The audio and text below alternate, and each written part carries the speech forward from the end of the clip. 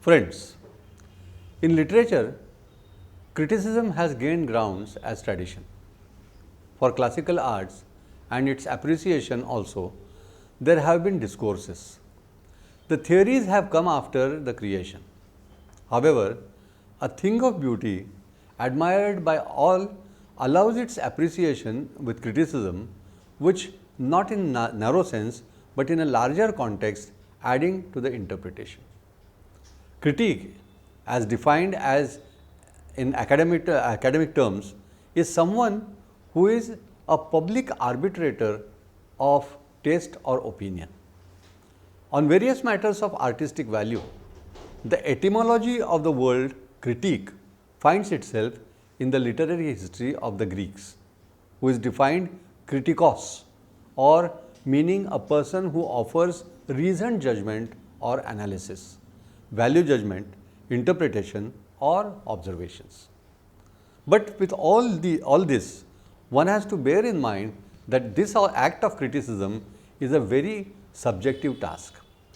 Dance criticism demands a study of history of entire performing arts. Dance is a composite art. It involves movement, music, rhythm, time cycle, literature, sculpture, painting, lighting, costumes, colors, textures, and an ability to respond to all these elements. Naturally, it involves interdisciplinary approach. In Vishnu Dharmottara Purana, when King Vajra asked Markandeya to teach him how to make idols, Pratima, the sage asked him to study painting, then vocal music and also instrumental music, literature, dance and sculpture. Then only the king can learn how to make Pratima, idols. This interdependence or interdisciplinary approach is the rigor for the dance criticism. Over several centuries, those who attempted appreciation of objects of art had to subject themselves to such studies. Dance criticism in India and Indian context, for an example, involves study of the manual termed as Natya Shastra texts, written nearly 2500 years ago between 1st century BC and 4th century AD.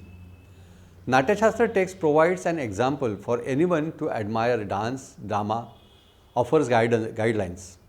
It has a sutra, a theoretical statement, Bhavanubhava Abhichari Sanyogat Rasa Nishpatti.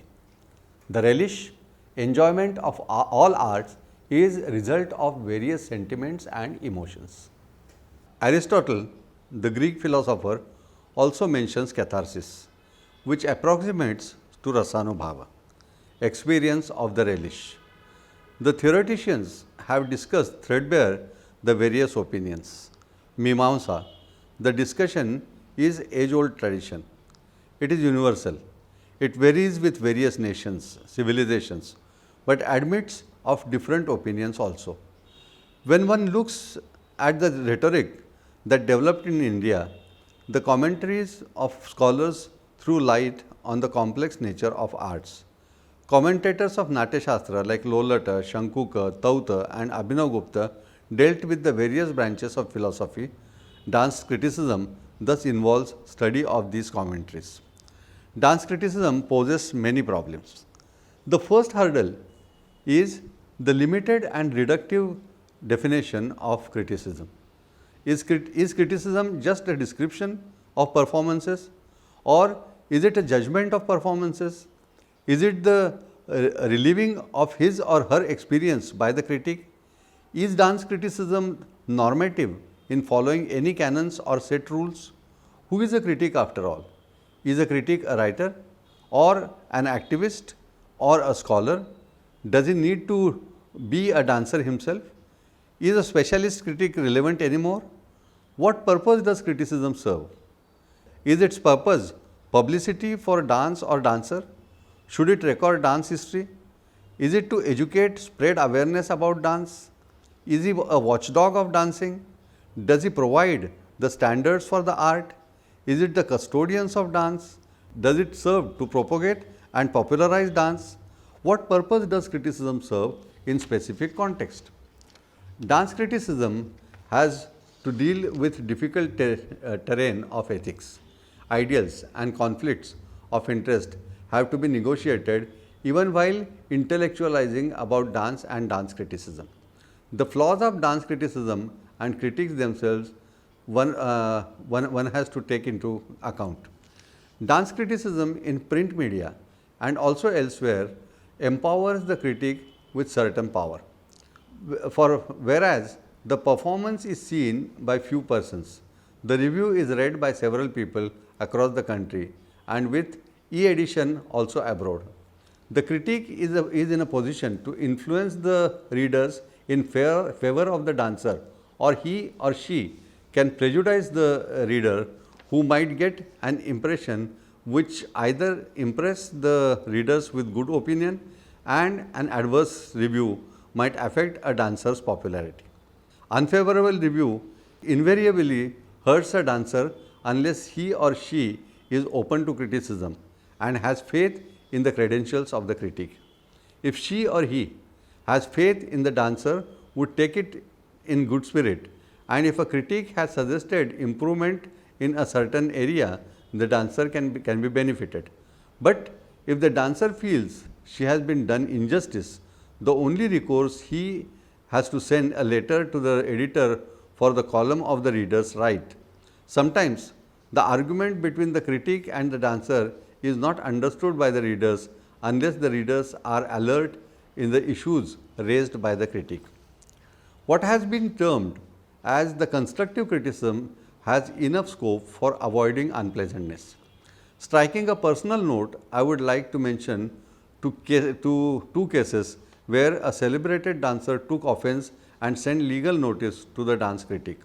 The newspaper baron editors generally provide a window for ventilating groups of dancers by publishing his point of view. But in a few cases, the offended dancer resorts to filing a legal case for defamation. In India, there are strict rules regarding defamation. Unless understood correctly, the defamation case involves a heavy penalty. The offended party is required to deposit a substantial sum of money for legal case. That deters a dancer to file a legal case for hefty amounts. Even if a dancer sends a legal notice, the legal department of the newspaper takes care of the situation and sees that the critic of the newspaper are not at fault nor appear guilty in the legal terms. An offended dancer demands in his legal notice for an abject apology to be carried in the same newspaper in which unfavorable criticism is published. The critic, with his own dignity and his understanding of the rights, both legal and criminal, defends himself. The fact that a dancer performs in public and the organizers send invitation to the editor to send their critique to review the performance, the opinion of the critic, even when challenged, is subject to legal nuances and complexities. An opinion of an established critic is often shared by the discerning readers in public domain. Unless proven that the critic was in his writing had a malicious intention and had thereby damaged the reputation of the dancer, the case generally is dismissed. A dancer also does not want to draw attention to her shortcoming as mentioned in his criticism or his performance, and more often the matter is settled outside the court with a certain sense of arbitration. This power struggle has taken, unfortunately, in India an unpleasant turn. Dancers with their political connections have threatened dance critics of dire consequences, but it has not worked in dancers' favors.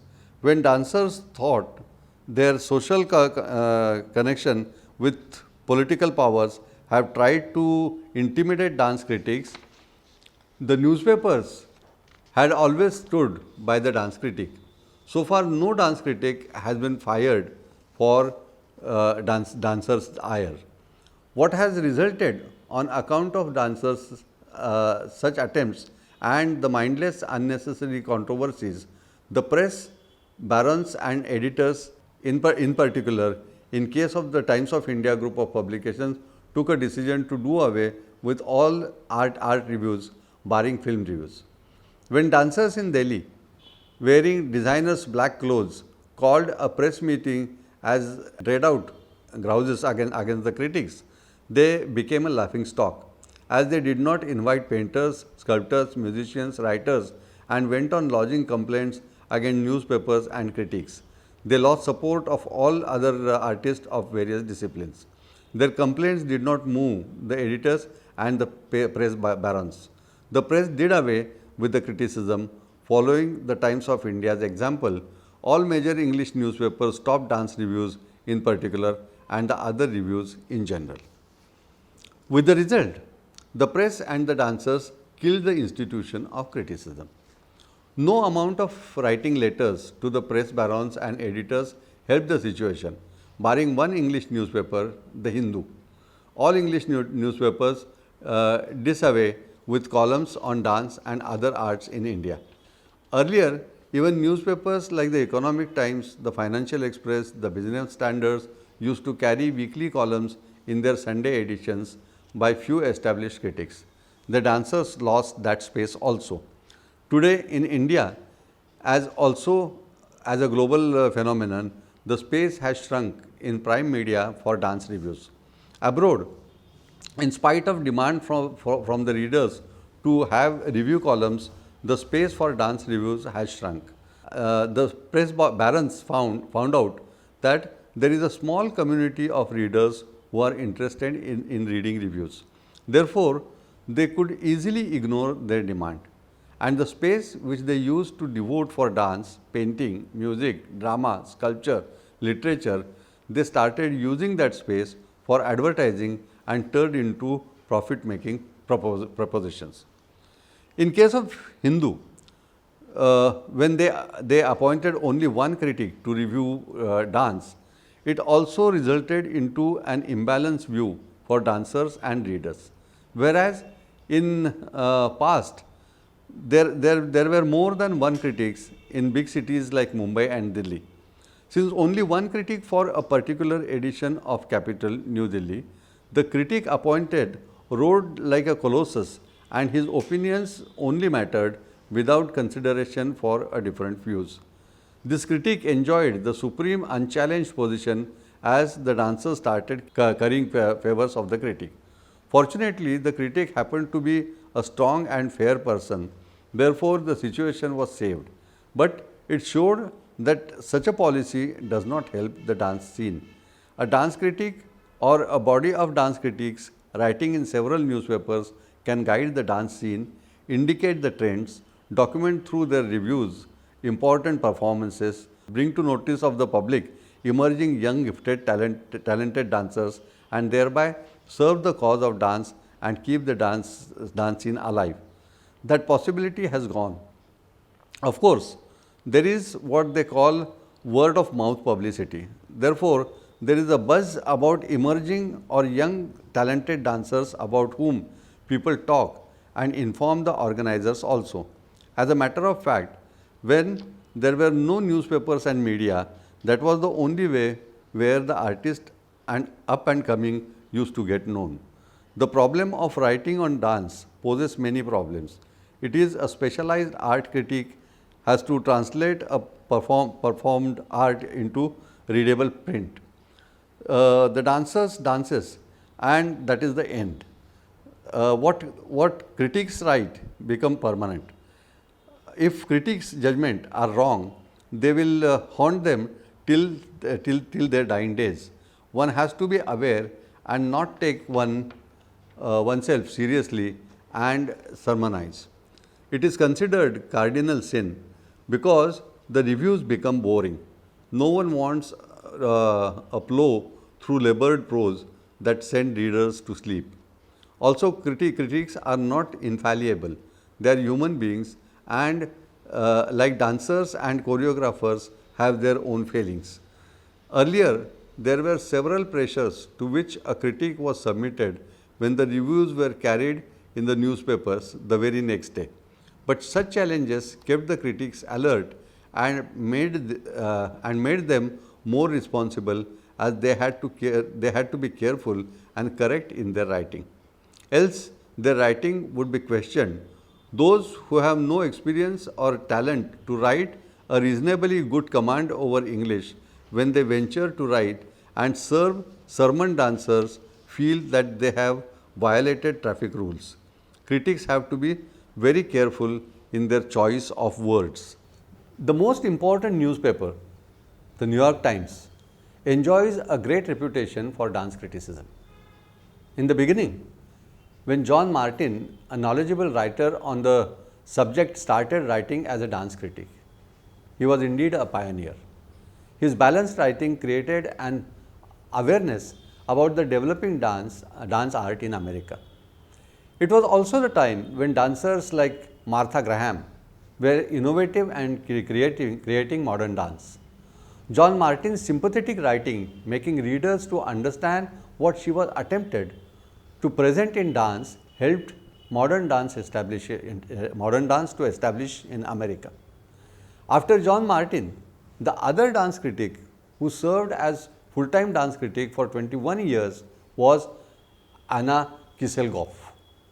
Her writing was much respected, as she took great pains to study the dance forms of different countries. She wrote in a language which was highly readable. New York, London, Paris, Sydney are world capitals for dance, and the population want to read about dance. Therefore, the newspapers in these countries have full-time paid dance critics, unlike in India, where a dance critic is paid paltry sum for each review. The institution of dance critic has thrived in America and in England. London has a sizable readership for dance, in particular classical ballet, has an international audience and also a tourist attraction. The dance form sells. The interdependence of economy and ballet as an art form permitted the press to provide space for informed criticism. In London, there are unions like Authors Union and Dance Critics Association, as in America, that gives the writers legal status. Such unions protect the rights of critics. They also provide to retain economic stability to the authors and the critics. In Indian context, nothing like such union or association exists. The dance critics are hired by the editors, press barons, or some information about them knowledgeable writers on the subject. Barring a few editors in India, most of the editors are not interested in classical dance. The situation now has worsened. Since the space has shrunk and the internet has arrived, not many trained dance critics write for online journals or blogs. The quality of writing is often unedited, and lengthy, and credibility of dance critics is questionable. Unless the content editor knows the subject and his responsibility, he does not edit the text and anything goes.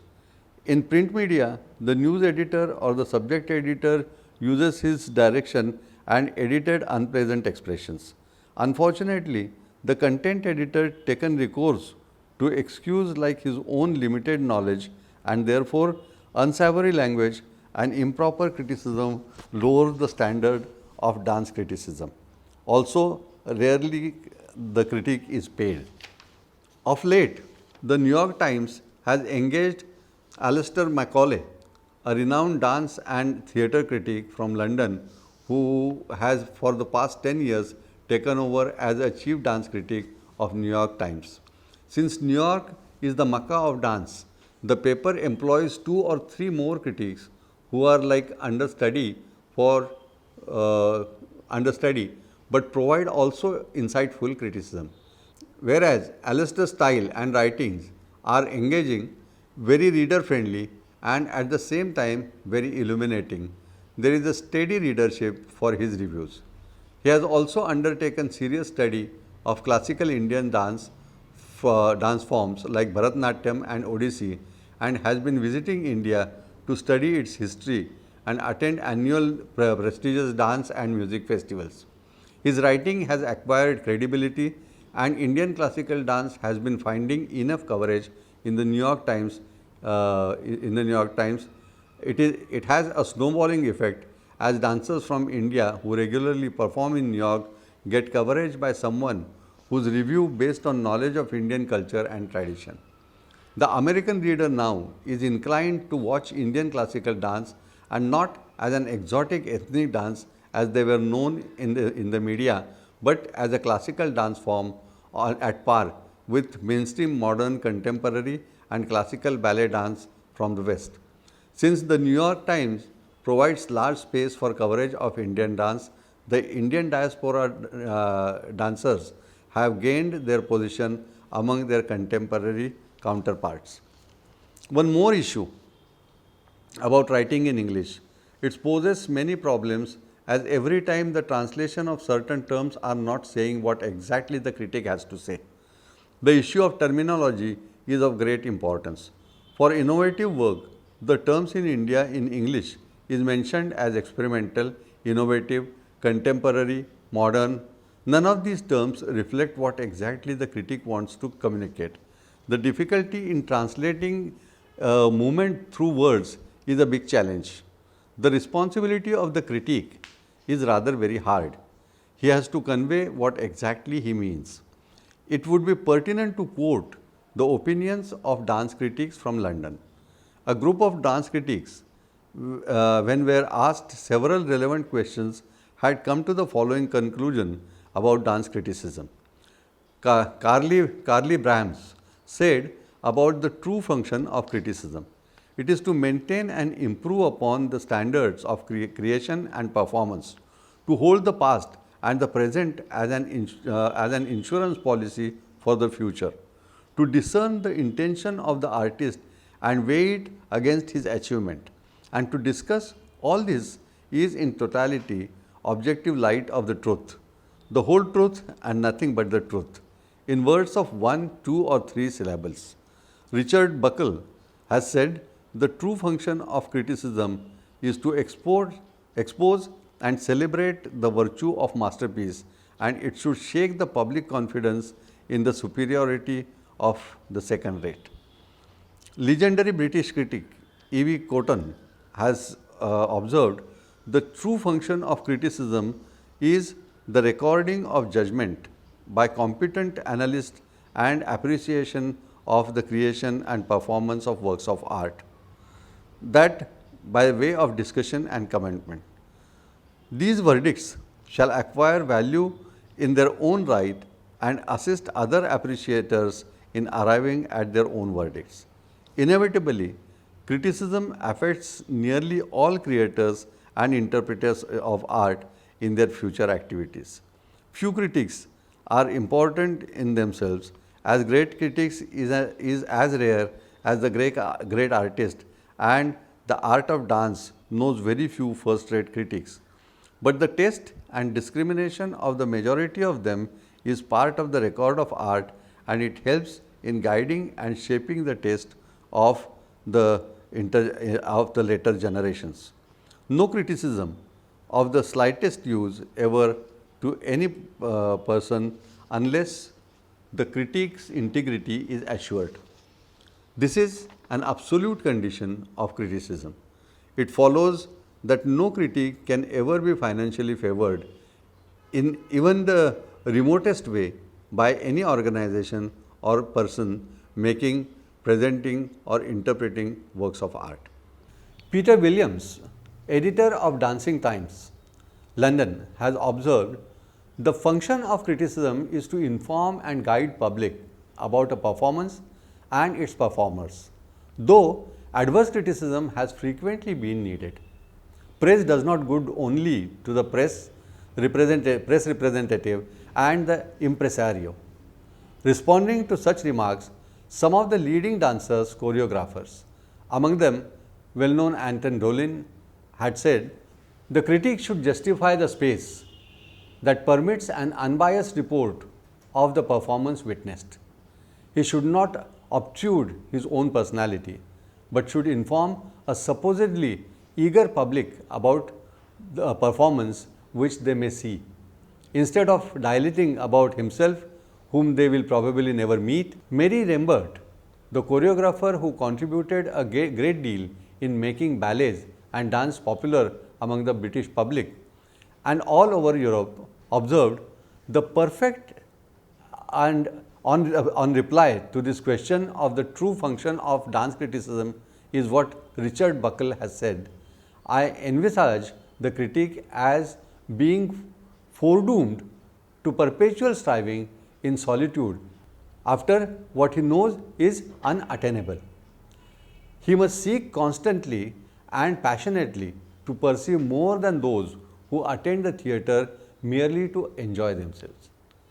Thereafter, the performance, I see him again struggling frantically and hopelessly to communicate his discoveries and reactions, to offer some revealing flash of insight to his readers, realizing the while that the achievement of his aim remains the sole justification of his existence.